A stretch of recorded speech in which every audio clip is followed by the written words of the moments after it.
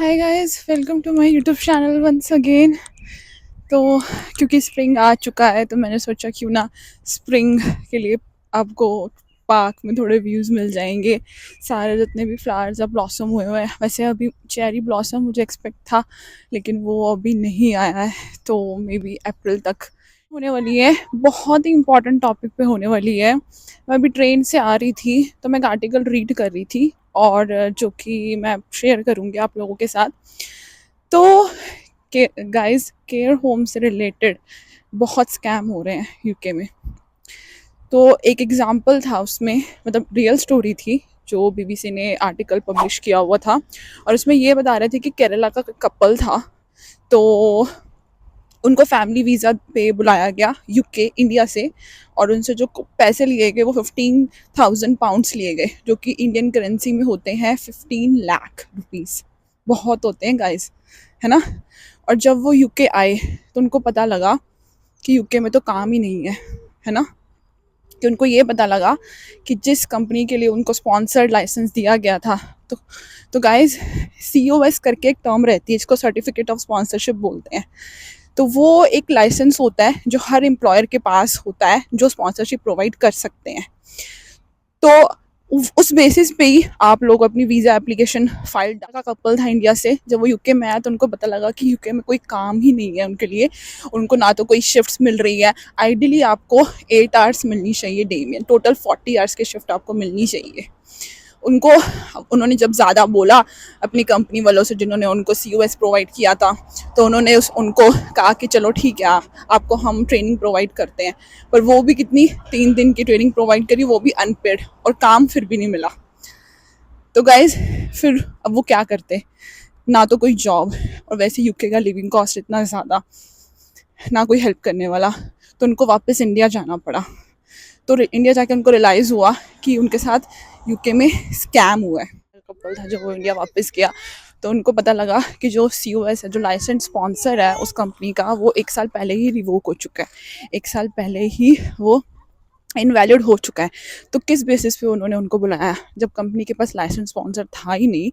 तो it means कि वो, it was just for the money they were doing, that company was doing. तो ऐसे केयर होम्स में जो कंपनीज हैं बहुत स्कैम्स करती हैं इंडिया से बुला के। एंड स्कैम्स तो होते ही हैं।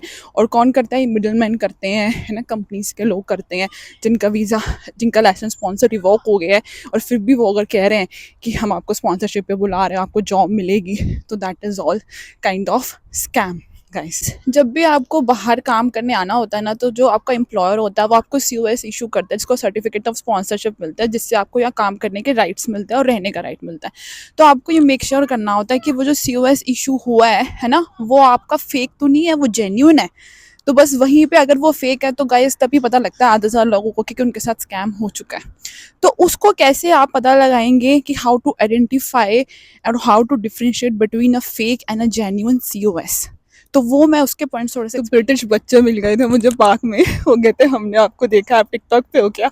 मैं कहा नहीं, इंस्टाग्राम पे हो। कहते हमने आपको देखा है। तो उनका इंटरव्यू लेने लग गई मैं गाइस। हाँ, तो मैं कह रही थी कि आप कैसे आइडेंटिफाई करेंगे। तो जो भी COS होता है ना गाइस, सबसे पहले उसका ना नंबर चेक करिए, उस पर कंपनी का नाम चेक करिए, है ना।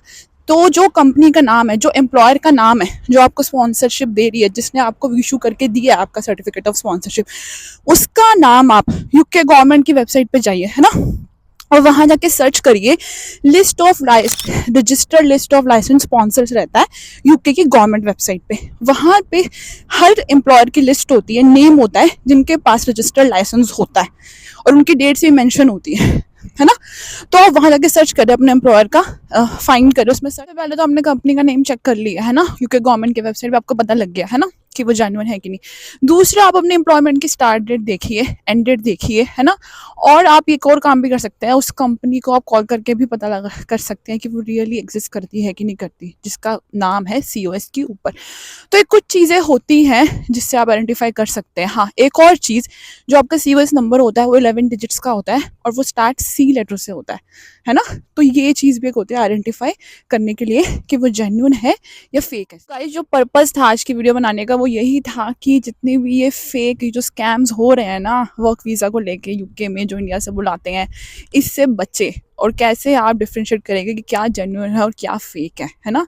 तो जो मैं केस बता रही थी केरला से हुआ है, तो और भी कई लोग हैं जो वहाँ से आते हैं यहाँ पर काम करते हैं, लेकिन उनको शिफ्ट्स नहीं मिलती प्रॉपर, अगर मिलती भी है तो जैसे उनको मान लो कि 12 घंटे 18 घंटे की एक दिन में मिली, जबकि 8 घंटे की होती है, लेकिन काम ज़्यादा करा लिया लेकिन पैसे नहीं दिए, है ना। तो ये चीज़ें भी रहती हैं, और पैसे नहीं दिए तो कैसे मुश्किल हो जाता है रहना, लिविंग कॉस्ट और कितनी सारे एक्सपेंसेस होते हैं, और अगर फैमिली है तो और भी मुश्किल, और लोग तो लोन लेकर आते हैं। तो ये सारी चीज़ें, पैसे बहुत मेहनत से बनते हैं, उसको सही जगह पे स्पेंड किया जाए। तो ये सब चीज़ों की अवेयरनेस स्प्रेड करनी बहुत ज़रूरी थी, तो इसलिए मैंने सोचा कि आज की वीडियो बनाते हैं, एंड ये सारी चीज़ें मैं आप लोगों के साथ शेयर करती हूँ, है ना गाइस। और एक और बात, अगर कोई आपसे पैसे लेके आपको कह रहा है कि वो वर्क वीज़ा दे देगा, है ना, कोई आपको इंडिया से कह रहा है कि वर्क वीज़ा इतने पैसे दे दो मैं दे दूंगा, दैट इज़ प्योर रेड। तो मेरे पीछे आप व्यूज़ तो देख ही रहे होगे, मैं पार्क में आई थी, तो कैसे सारा, अब समर चल रहा है तो समर टाइम ज़्यादा है, डे लाइट आवर्स, तो इसलिए सब इंजॉय कर रहे हैं यहाँ पे।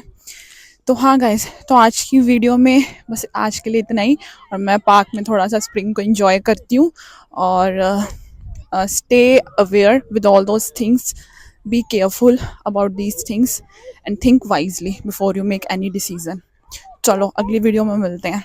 Okay, okay, bye.